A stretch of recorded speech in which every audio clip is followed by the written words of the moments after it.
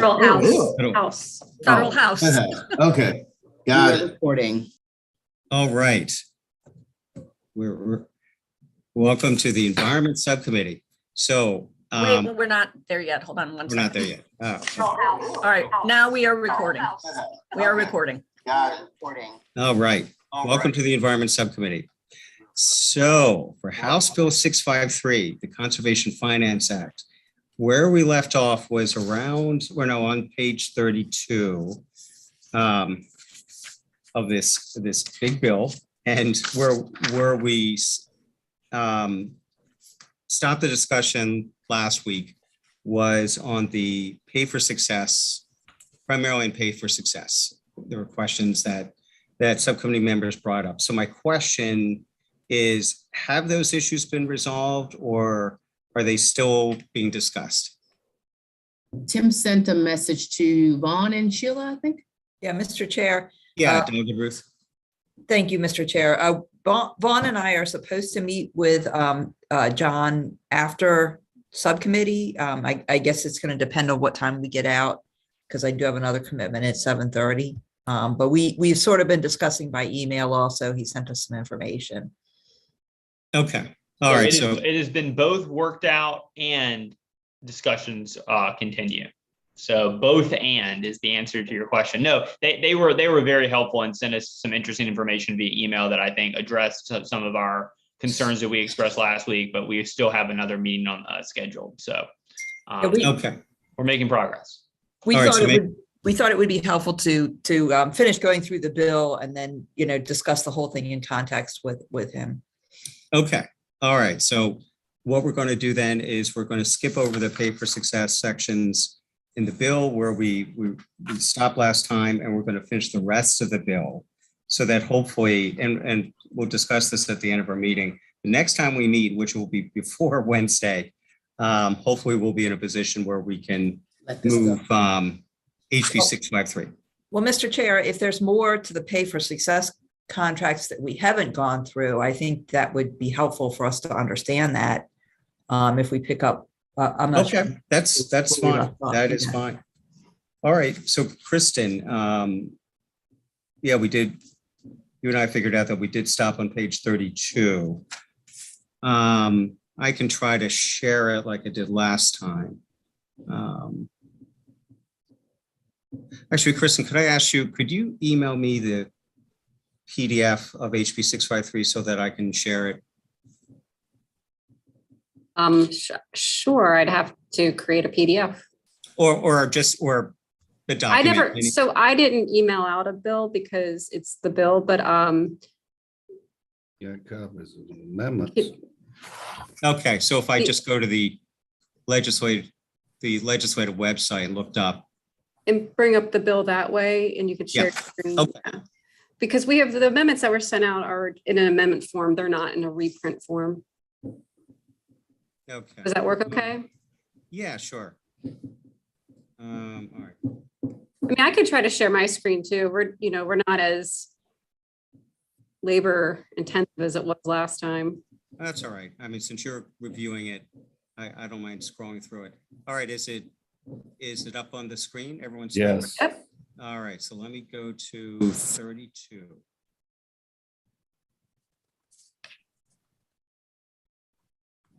Let's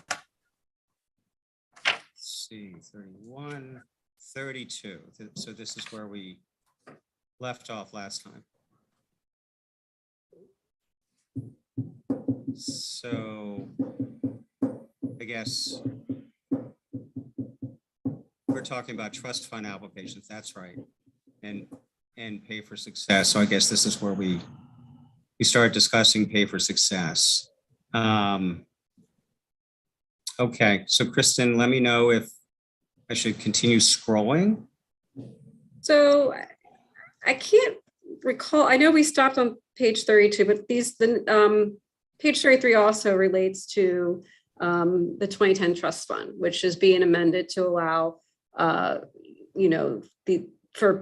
for DNR to use the pay for success contracts to achieve the trust fund's goals. Is everyone good if I move to 33? So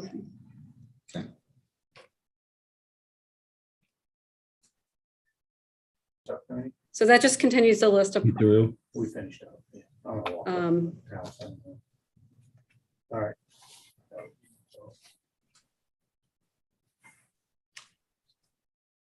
I'm just trying to pull out what,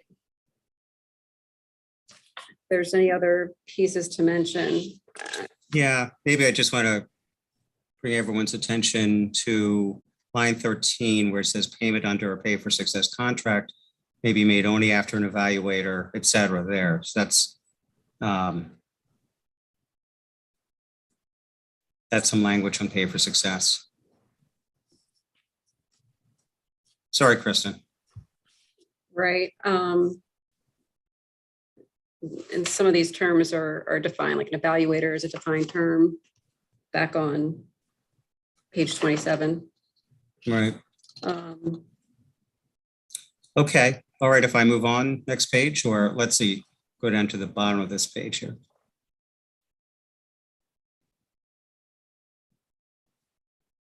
This is just relates to the agreement. So, Mr. Chair, Yes. is this 20% limit for one contract or for total for the pay for success contracts? Where it says require not more than 20% of total resources in the trust fund. Yeah, I see your reference there. I think it's in the aggregate, but John Griffin or Tim Mail, can you answer that? Yeah, Tim's away at a business meeting, so he couldn't participate. It's line 27. Yeah.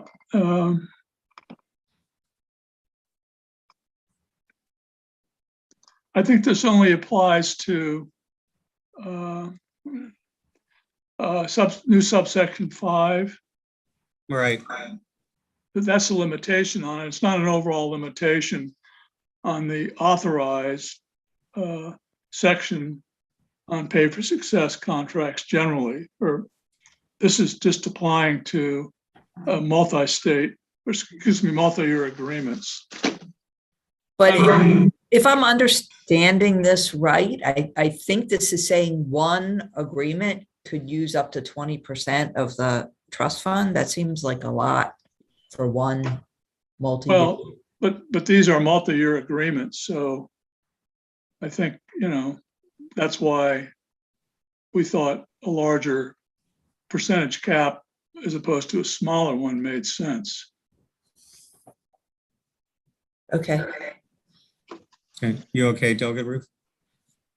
Yeah, I mean, it's hard for me to gauge because I don't really know what the use of the fund is currently. How much that would impact on other possible uses of the fund. Well, John, maybe if you and Tim could circle back with Delegate Ruth to maybe provide some more, Sure. explanation of any potential impact of that. John, I'm sorry to give you so much homework. That's not a problem. We're here to work with all of you, Delegate. Thank you. That's fine, not at all. Thank you. Yeah, I mean, I can send you some information later on what the Chesapeake Bay Trust Fund has been funding, and it's lots of projects all around the state. But I'd be happy to do that. Thank you. Okay, great. We'll move on to 34.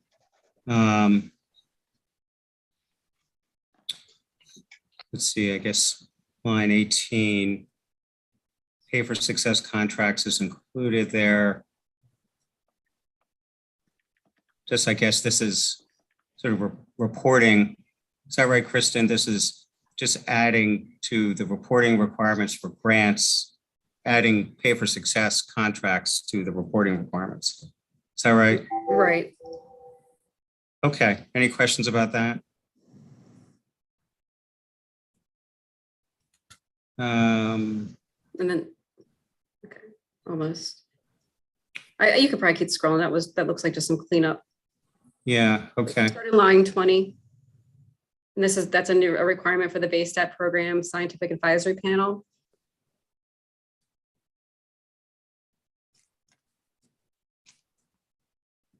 Okay, anyone have any questions about that? So this is basically analyzing the results of the pay for success contracts that were issued to that point. Is this, It's looking at all fund distributions. Yeah, right. okay, Back to It's not just pay 2012. for success. okay, I see. Yeah. Okay, thank you.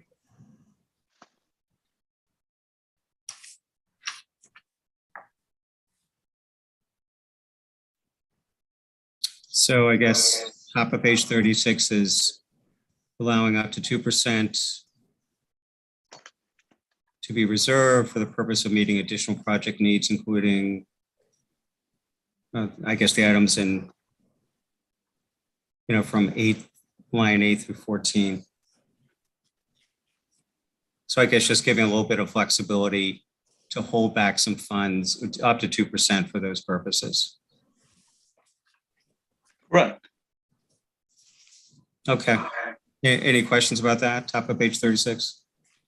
Mr. Chair, I want to be clear. So in other words, not to exceed 2% in order to perform the analysis and the comparison of the fund distributions? I think the way I read this is that it's not for to underwrite the cost of the analysis, but for, it looks like Oh, wait a repair minute, needs of sorry. projects. Yeah, and yeah, honestly, I'm not quite sure about Roman numeral 2, but Yeah, I'm reading that and not understanding it either, Mr. Chair. yeah. John, sorry to enlist you again, but we're looking at line Oh, I 11. see. Yes, that's just a line 11. Oh.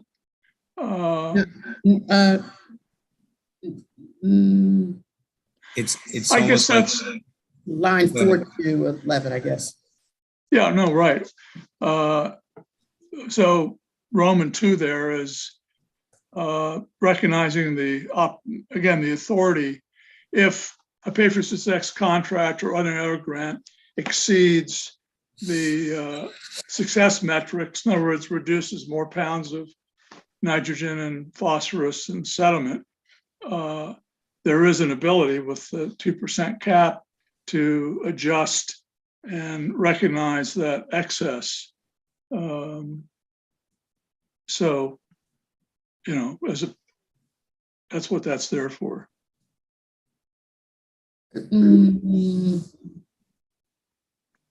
questions about that? And it would be all grants, not just those done through pay for success.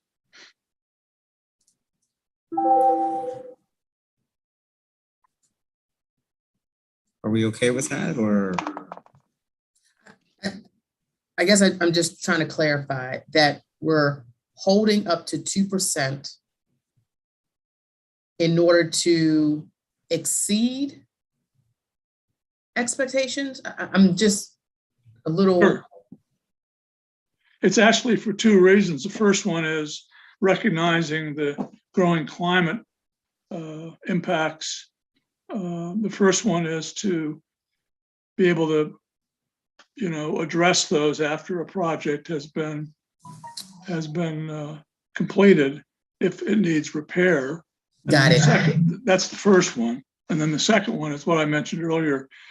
For any grant or contract, including pay for success, but not excluding all the other forms of grants that are made out of the trust fund, there's, again, it's capped by no more than 2% of the total could be used to pay extra for outcomes over and above those negotiated in a Got contract. it. I got it. Thanks so much, John. Not at all, sure. And Sure. who determines how much to pay for those outcomes that exceed the requirements? That would be DNR. And it's a function of, all the grants end up being contracts, whether they're quote pay for success or not. So they would determine based on the contract whether the metrics for success have been exceeded, and they can consider, paying more for those additional benefits.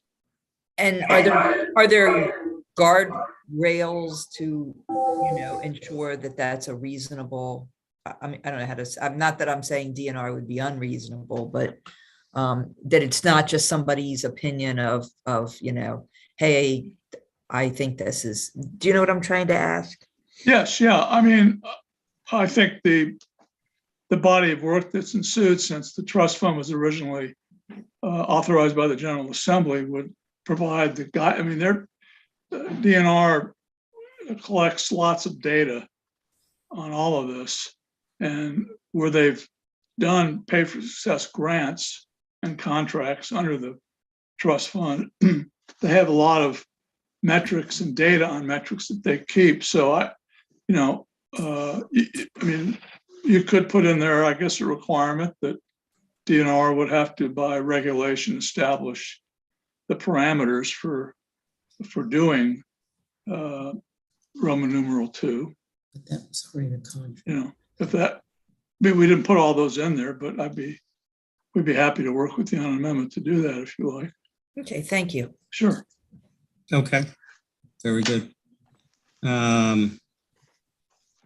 So That's, line 16 through 23, this is the definition that's under current law that relates to P3s.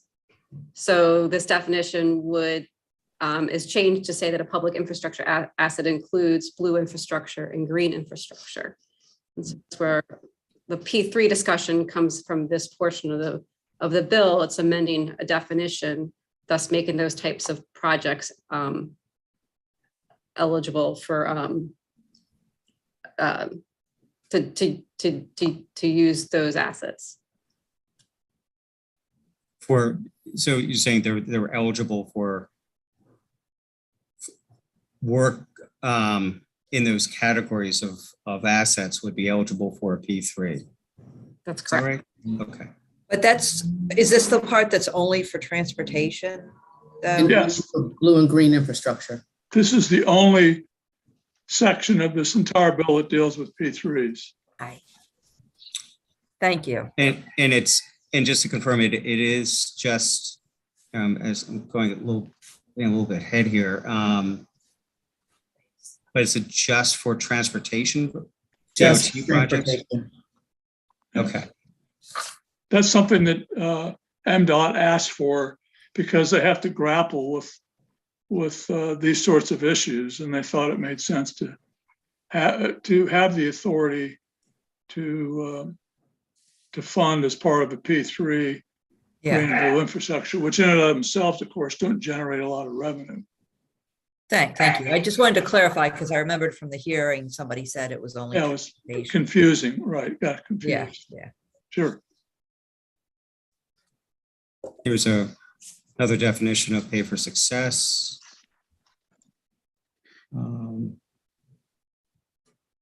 Starting Okay. is what page 38, when the provisions that would authorize pay for success in state procurement.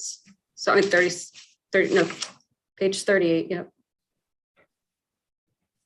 So 1 through 10 are currently the authorized forms of contracting Right. under the state procurement. Under code. current law, and then it would add pay for success contracting to that list Right. of authorizations. Okay. Any questions about that? Okay.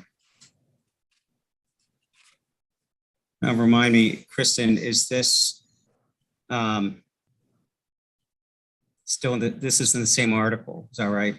This is in the same article. This is where the framework is being established. Right now, we have the definitions. Aggregator, environmental outcome. Evaluator, right? Yeah, I have a question about the definition of evaluator. Who is this person? This is an independent third party that would be evaluating the contracts? It could be Delegate Stewart, or it could be the agency itself. Okay. That gives me a little bit of consternation. I read a study of a lot of these different pay for success. Several states, John, as you know, have passed basically pay for success enabling legislation, not necessarily in the context of conservation, but in other contexts. Right. And I read a study that basically kind of had like a review of the various statutes. And it looks like the majority view, as we would say in the law, is for example, Massachusetts requires, quote unquote, an objective process where, quote unquote, an independent evaluator will determine whether the defined performance targets have been met. Colorado has the same language. California has very similar language. Arkansas also requires, quote unquote, an independent third party measure the success of the program and determine whether the performance targets have been met.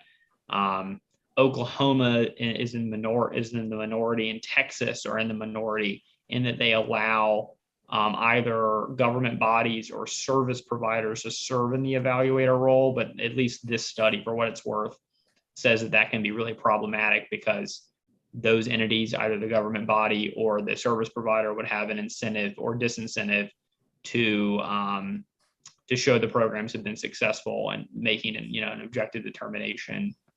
Yeah, obviously you've heard all this stuff. So was there any thought about this, about whether to follow sort of the majority view of trying to make it this an independent third party evaluation? And was there a conscious decision to go with sort of this Oklahoma, Texas model?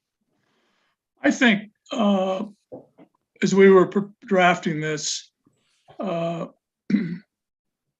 don't really remember, but I think we thought if the agency doing the contracting, we have to have an evaluator here. I guess we thought, who's going to be totally objective if the agency is going to have to pay independent evaluators to do it?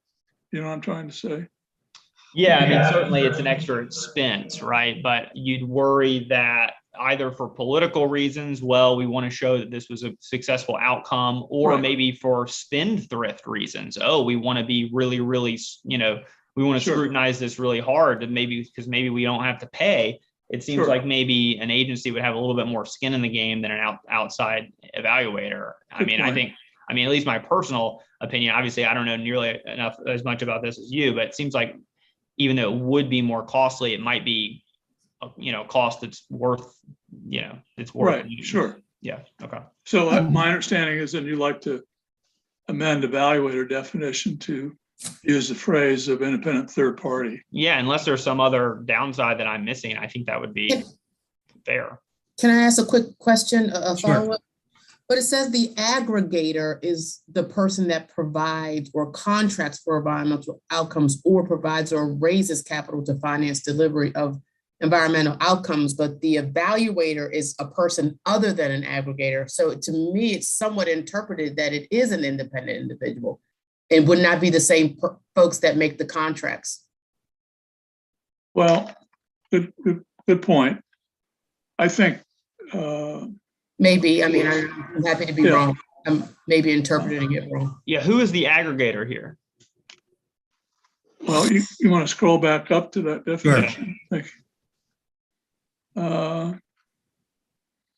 Yeah, I mean, I view this as almost like the private party, right? Right, I view right. this as almost like the Wall Street folks, right? So what you're saying is the evaluator can't be Wall Street, which obviously makes sense. You don't want the people that are aggregating performing the evaluation, but it leaves open the possibility that the agency would be the Yes, evaluator, that's which the I think is possibility. problematic.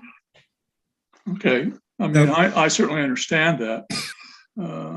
So I hear, Delegate Stewart, I hear your concern, but I would think that for the 10 other types of contracts that are authorized in the procurement code, the state agency will verify that whatever has been, promised by the grantee has been done. I mean, the method of payment is different from pay for success, but, if the state agency is still responsible for determining whether a grantee or contractor has met the specified goals. And, Yeah. state agencies could still withhold payment, I would assume. But in any case, I'll defer, and however, folks and, and John can Sure. clarify That's this. It's fine with me. Yeah, I would just say, sorry, briefly, to the vice chair, that totally makes sense to me that, if we don't have this in other procurement places, that the agency is capable, I mean, I'm an idiot about this stuff. I will admit, I mean, this stuff is extremely complicated to me. It goes over my head. There's a reason I went to law school and not to business school. So that could totally be the case. But if that's the case, I just wonder why, 8 of the 10 states that have done these things have made this exception to their normal procurement process to bring in an independent evaluator if there's no merit to it whatsoever. Right. Aren't those mostly on the social pay for success contracts? It does run the gamut. I mean, I can send you this list. I think initially when states No, started to do this, it was all the social impact bonds. But I think Right. in a few instances, it was kind of like just a general, we're going to enable pay for success contracts for anything you can think of. Yeah, that's true. Some jurisdictions have that broadly. But I'm happy to talk to you more about this. And Yeah, we can take it offline. Just wanted to Yeah, flag I mean- that because we were on the Okay. definition. Of course, no, I mean, that's fine. I might add that I hope all of the members of the subcommittee will appreciate, we took great pains to develop this in a way, with lots of sideboards and all, because we felt it was important for the legislature in this case to establish all these sideboards and specific policies to guide this procurement. It's an authorized form of procurement. And so it's not mandated, and it's not going to be used in all that many cases in our view, but we wanted to make sure that the legislature had the opportunity here to review the details in the sideboards. Yeah, thank you. Sure. Thank you. Yeah, and I guess related to this issue, line 18 there says verification steps will be carried out by the state to confirm model results or accurate measurement of environmental outcomes. So if you're changing the definition of evaluator, maybe you would need to change, if you're saying that evaluator is a third party, you might need to change that too. Right. Good Right. point, Mr. Chair. Yeah. And Okay. the other states talk about like an objective process by an independent evaluator. With like, in some cases, like with a monitoring plan and whatnot. But Mhm. we can well- talk about it though. We'll have to talk about this because I'm not following exactly what the concern is with having the agency do it, but we'll talk offline on that. It's objectivity, Yeah. arm's I mean, length. if there is a quantification plan, so it's defined what the outcome is, but I don't know. I need to, I think we can talk about it offline and not take up Sure. the subcommittee time. Okay. All right, let's see. So, talked a little bit about the quantification plan. And these are just sort of findings about pay for success.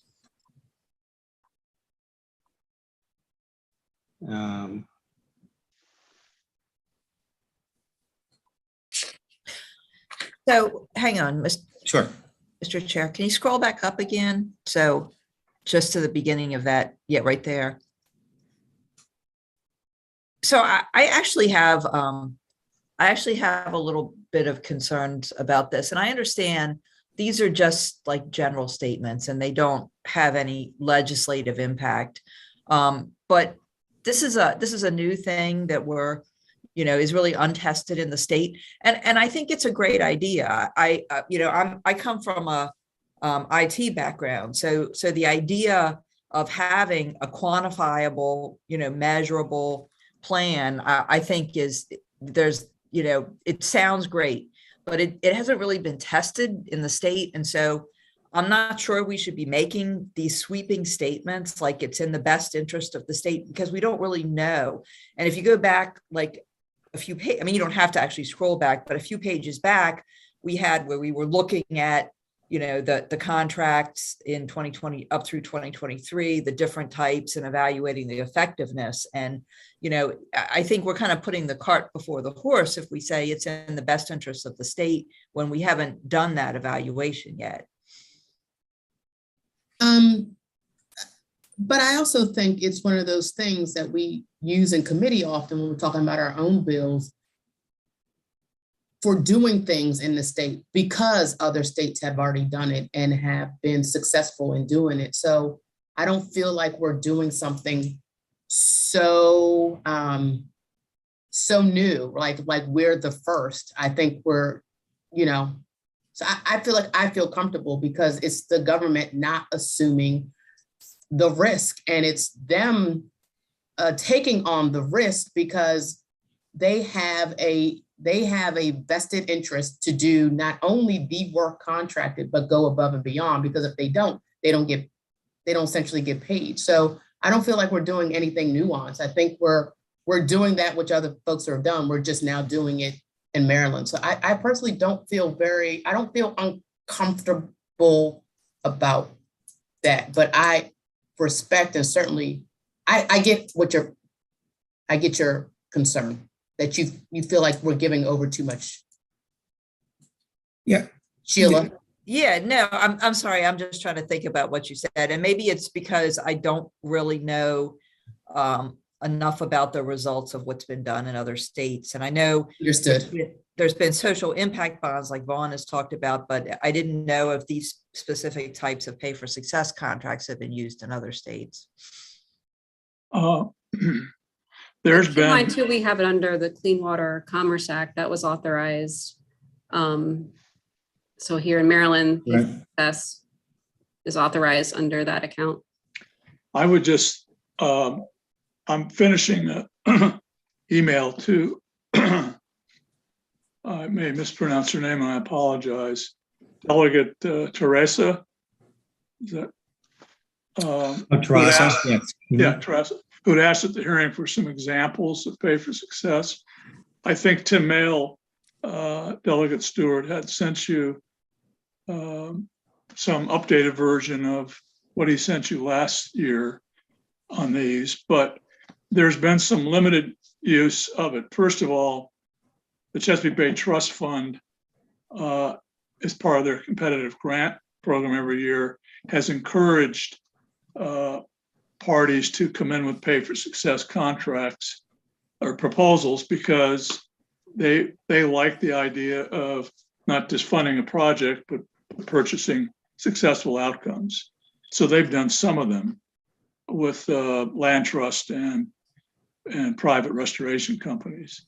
The Maryland Department of Transportation State Highway Administration back in 2017 issued a very broad full service delivery or pay for success RFP, and many companies competed and received contracts under that.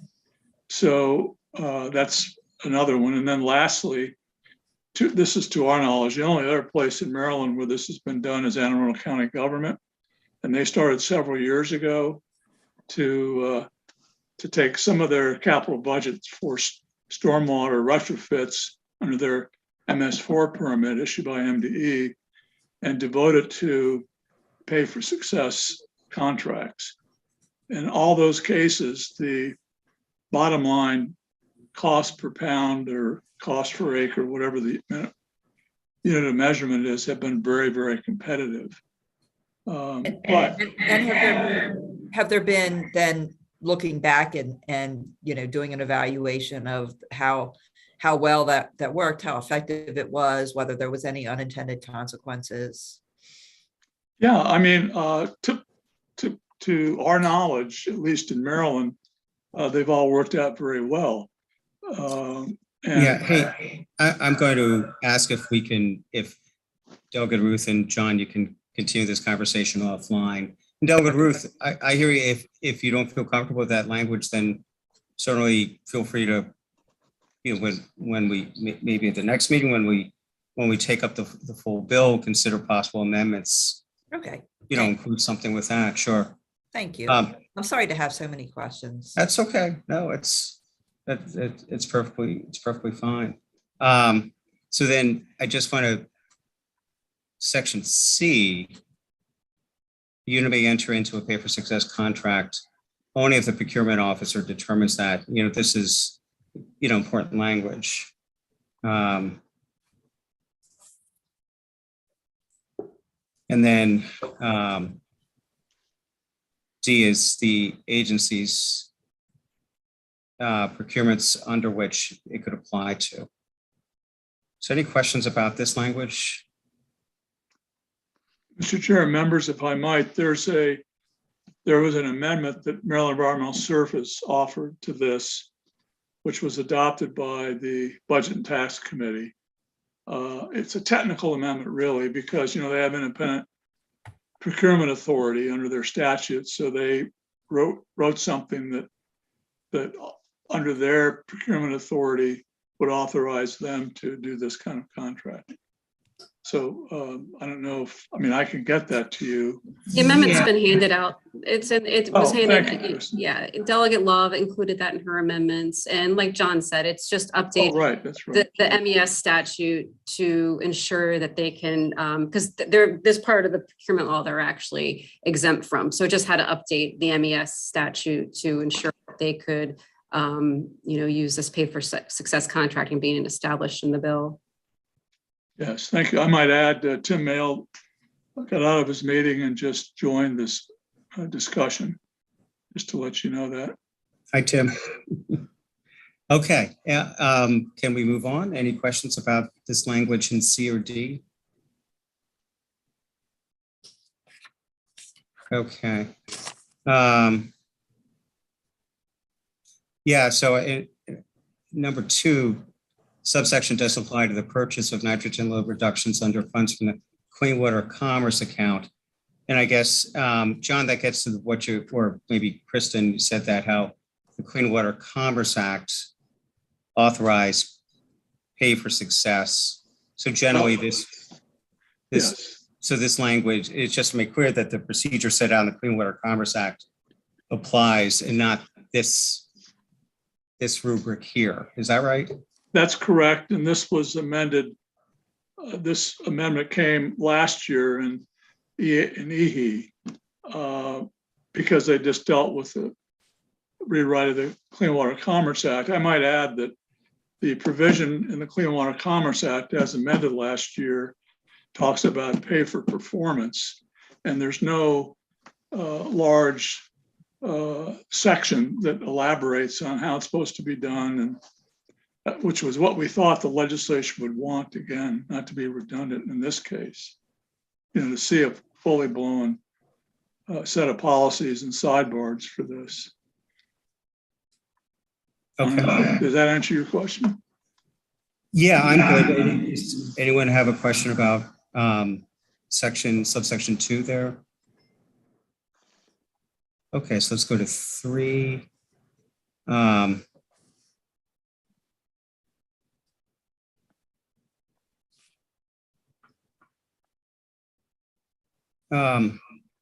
I have a question. Number 2, there, already certified environmental outcomes. And this may refer back to definitions, but what does that refer to? What does that mean? What it means is under this authority, under this procurement method, a company, a nonprofit, whatever, could undertake a eligible project, get it done, substantiate the results, and they could, in this case, those successful results could be purchased.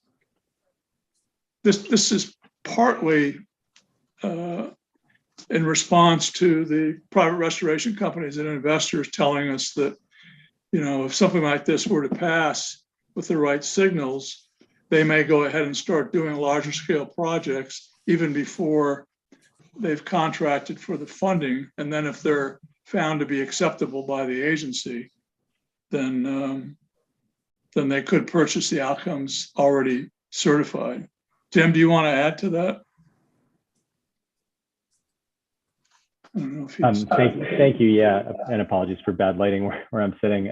It basically that the bill includes a date that says that you can only use this authority to purchase environmental outcomes after a certain date.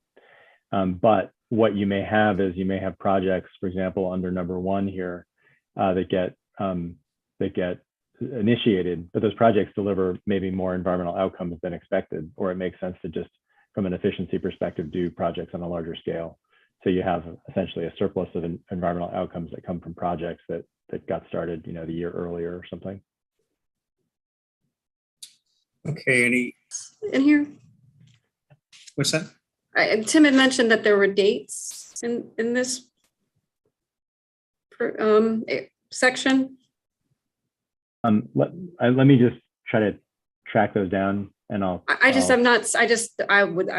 that's would be a good thing to know. I just don't see them. And if I'm looking in the wrong place, I'll keep looking. And I'm sorry, and by dates, do you mean the dates that the contract was already procured with another project had already starting before a potential contract that has somewhat of the same outcomes?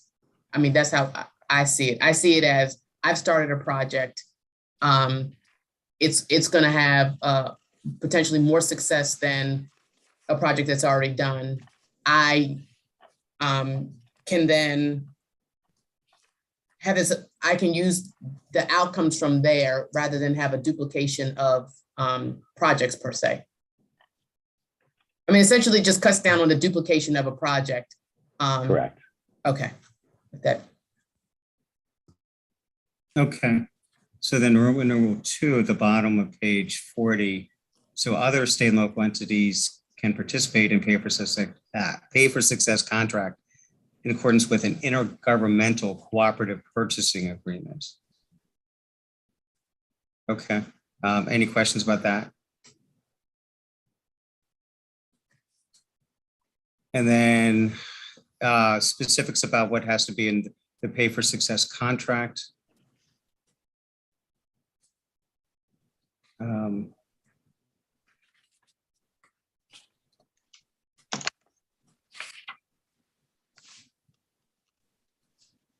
Any questions about these? Yeah, I have a quick question about the requirements in the contract. Sure. So it seems like from my review of these other contracts, like in terms of like, every statute has like mandatory contract terms. And obviously like an independent evaluation and objective process, as we've already talked about, is a mandatory contract term. Another one, and I couldn't really tell, this is mentioned in other parts of the statute, and so maybe it's just unnecessary.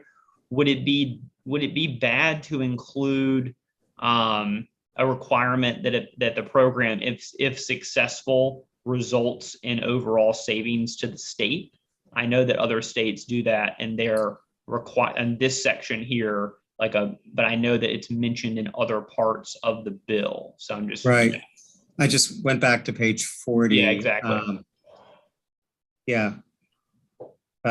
This precondition for entering into pay for success, number 1 there, and 2. Yes. Okay. Does that address your question, Delegate?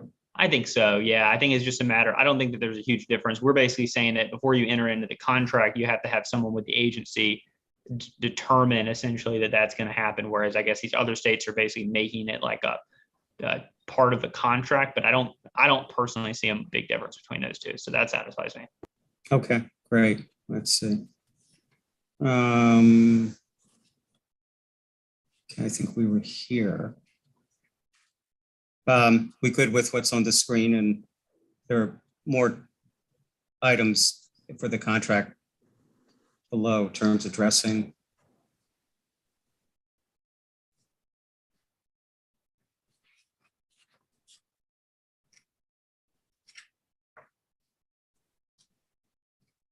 We good with that, those items?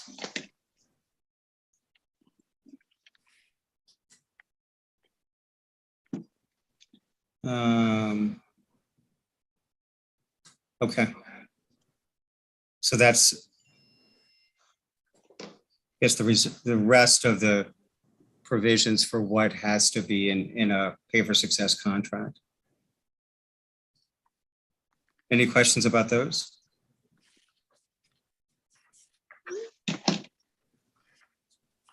Okay. So those 10 pages are the relevant ones for, it seems, for pay for success, 32 to 42. And as I recall, the two particular items that came up were the 20% for the Bay Trust Fund, question that Delegate Ruth had, and then also the definition of evaluator, whether we should require that it be an independent third party. So I guess Delegates Ruth, Stewart, and John, if you can come to some meeting of the minds on those for Sure. our next subcommittee meeting. Sure, Does that absolutely. sound good? Okay. Yes. I think, Yes, sir. okay, so these next items, we should be able to move through quickly. Kristen, could I turn it back over to you? Sure. So this provision is establishing the Green and Blue Infrastructure Policy Advisory Commission. And if you scroll down to line 28, that's the stated purpose. It's to provide advice on ways to facilitate and accelerate the scale and pace of implementation of green and blue infrastructure projects. And then in next page, it lists the types of projects.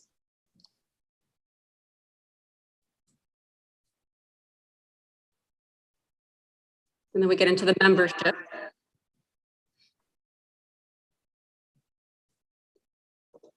Okay, I'm going to keep on scrolling unless someone has a question.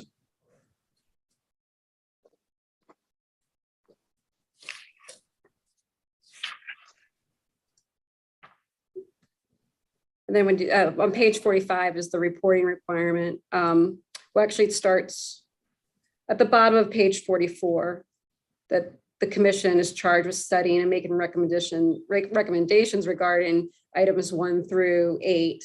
And then an annual reporting requirement is established.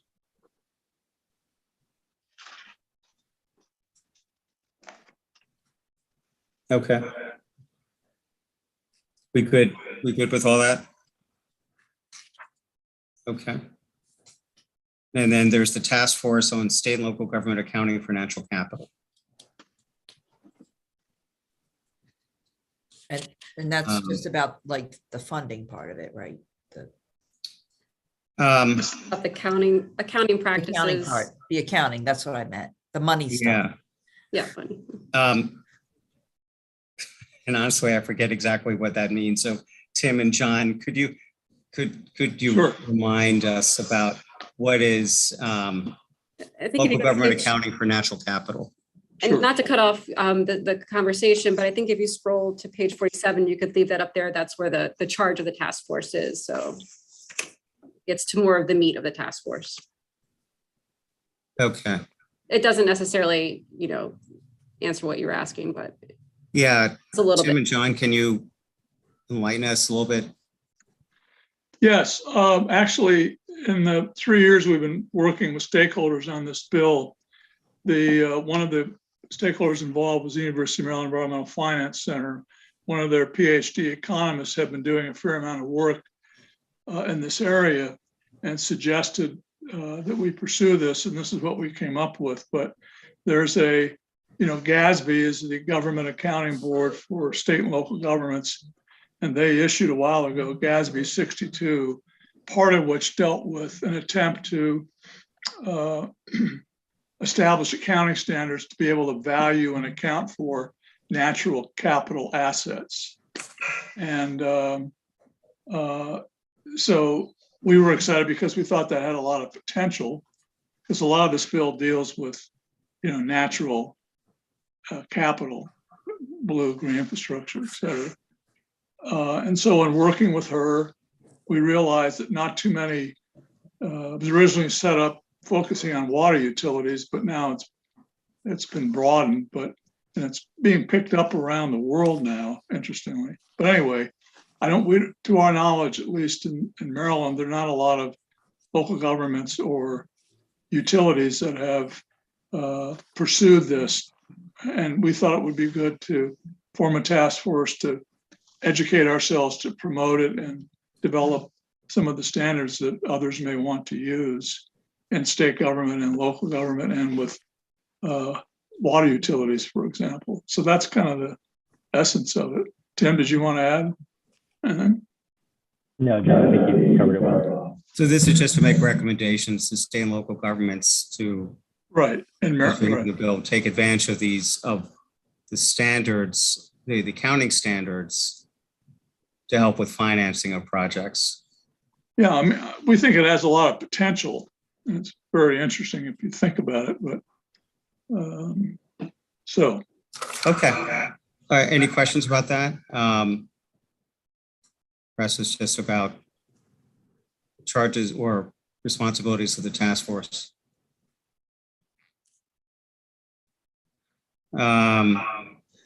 Okay, then there's section 4, right? Okay. DNR shall study and assess the potential for digital tools and platforms to contribute to restoration climate solutions.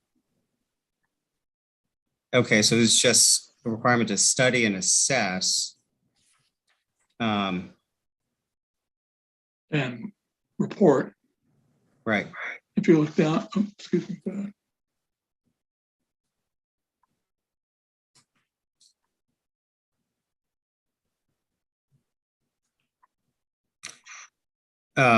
There's a reference to the Digital Climate Solutions Report under federal legislation. Does anyone have questions about this? I admittedly, these going back to the items that are to be reviewed, I couldn't describe to you half of the items that are in there. But if anyone has any questions, feel free. But again, this is just to study, assess, make recommendations.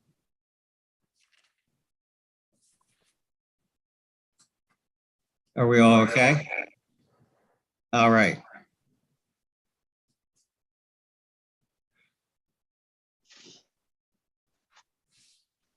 Let's see. Section 5, go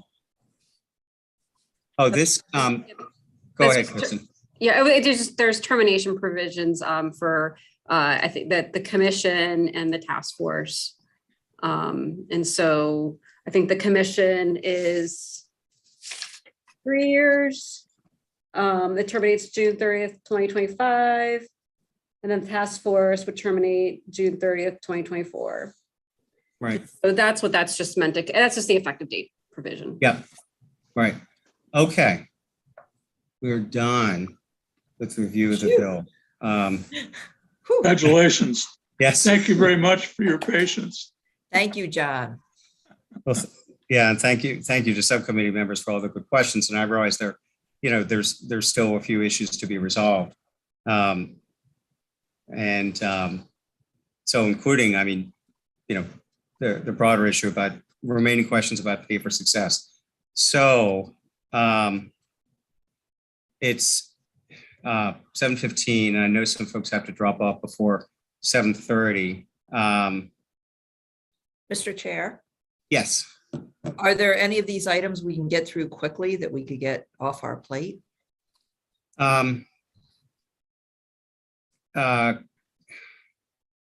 Conceivably, I guess maybe for HB 307, how about this? Why don't we did get answers to questions that a couple of us had about the language, the questions we had last week. We did get answers. So maybe, Kristen, if I could ask you to go through those. We have gotten additional proposed amendments to 307, so we won't even have time to review those. But maybe let's just discuss the answers that we got to the questions from last week. I had a question, Delegate Boyce had a question. So how about that? And then,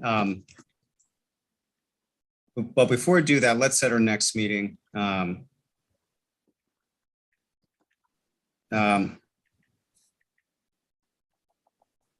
Next Monday.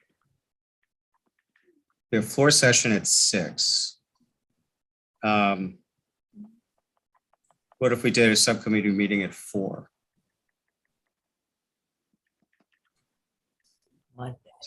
Does it work okay for, yep, okay, Delegate Boyce.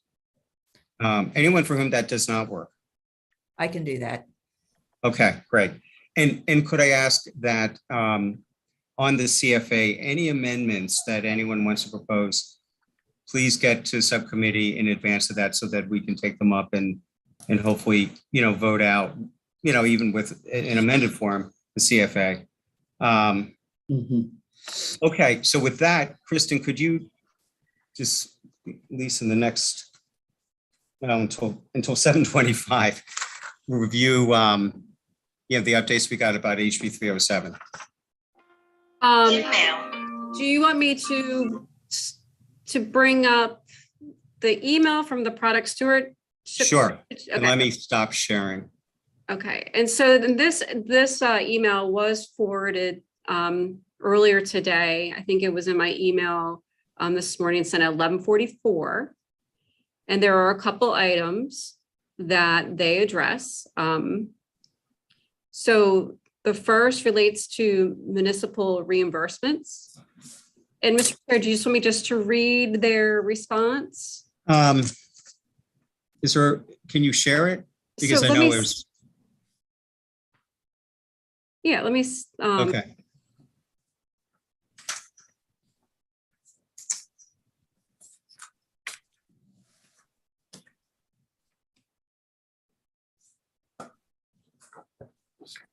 You know what? Hold on. Let's do it this way. So, and about the first issue about municipal reimbursements, my question was the language, I was unclear as to sort of what the intent of that provision was. And so you'll see it's been clarified as I think Delegate Boyce understood better than me that it's really just referring to recyclables. But the language was unclear to talk about all packaging. And then there is a, Delegate Boyce, I think you had a question as well about one of the restaurant exceptions.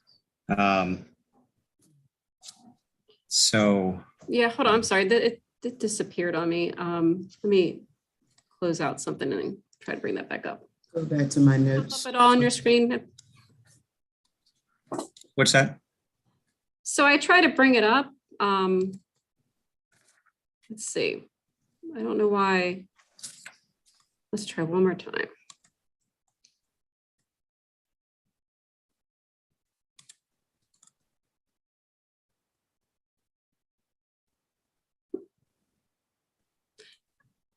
Can you see my screen?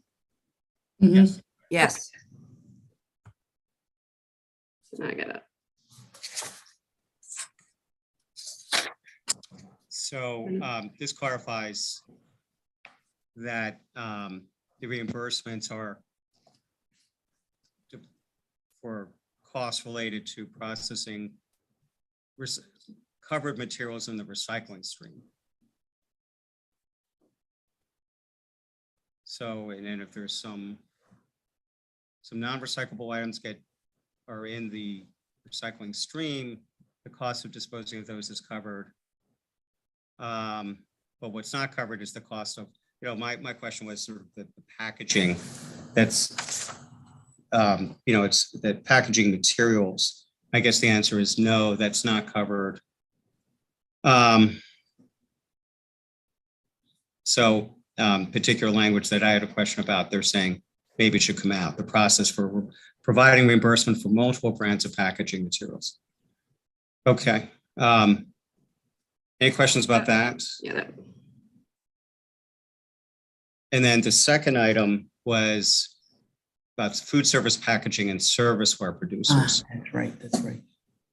Takeout and home delivery. Things like clamshells. So here they're just suggesting, one of the suggestions was to refer to food service packaging rather than food serviceware. I mean, Yeah. I'm a little confused on this too, because in the beginning, it's talking about what is food serviceware and where is it? They were trying to explain the exemption provision when a restaurant is putting their own branding on packaging. Maybe this wasn't the area. There was a place where they were explaining what.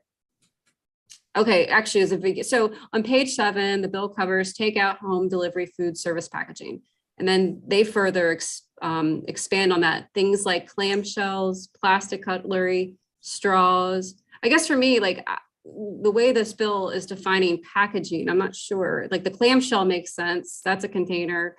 Plastic bill bags, they're filled, but I don't understand how the plastic cutlery or straws are included with that. That's just a point that I was confused on how that relates to the language in the bill. Okay.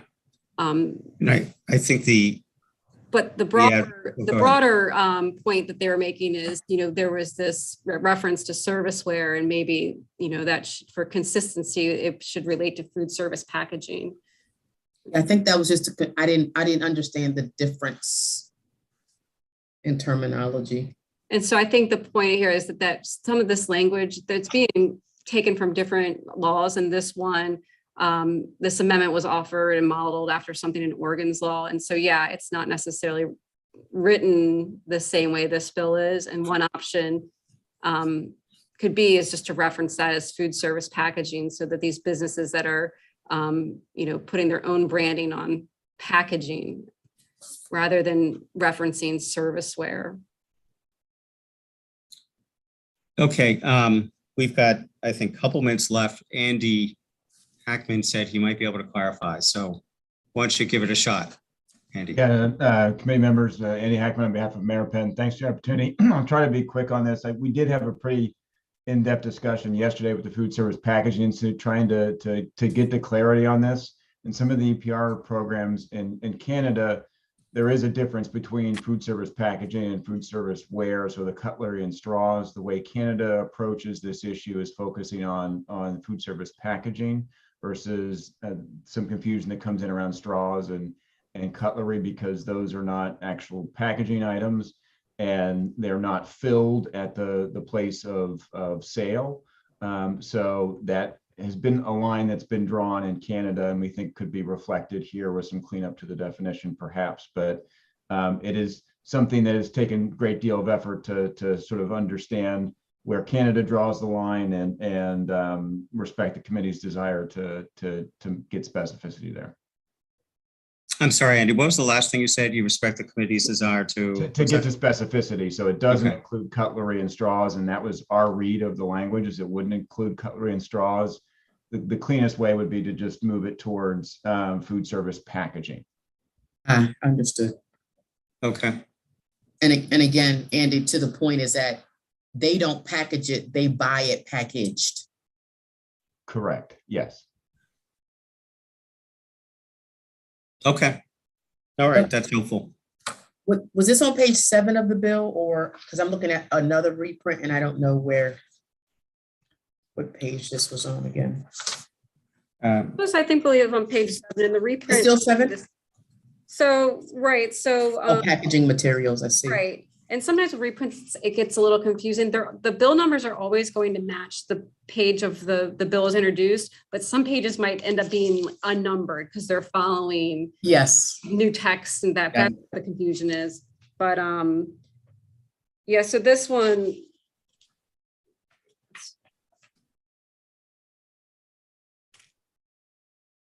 we might be jumping towards page 9. Let's see where they are excluding.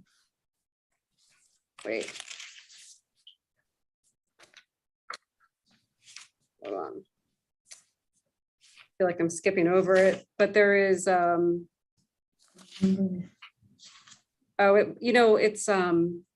it's on an unnumbered page. So the first unnumbered page after page 9 of the reprint, where you're exempting, it's after line 25. And there was the exemption. Oh, there it is. Yeah. Or food cart. That's where, all right, okay. So down a few, 1, 2, 3, 4, 5, 6. There it is. It's not a lines down. Food service ware. Yeah, so I think the suggestion there is maybe one way to clarify that is referred to food service packaging, and that would be consistent to the language in this bill. Got it. Okay. Well, great. Well, thank you. Let's wrap up. To be continued, and we'll reconvene Monday at 4 o'clock. Thanks for everyone's work. Thank you, Mr. Chair. Okay, Yeah, thank you. all Mr. right. Chair. Thank you. See ya.